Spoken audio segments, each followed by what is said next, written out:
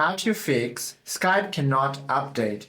First things first, you have to understand that the Skype application has been discontinued as of May 5, 2025, and it has been fully integrated into Microsoft Teams. So to fix this cannot update issue, first of all, make sure that you have enough storage on your device. Simply open your device's setting, application, and then search for storage.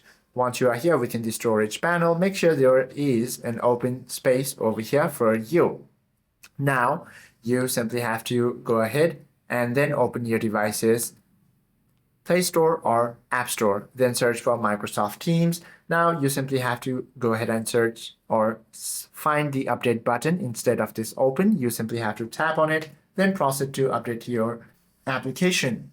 Or what you can also do is try clearing the cache by opening the app drawer on your phone and then look at the Teams application icon, long press it, then tap the I option to access the app info panel. Head to the storage and cache, then proceed to clear the cache and relaunch it. Your problem should be fixed.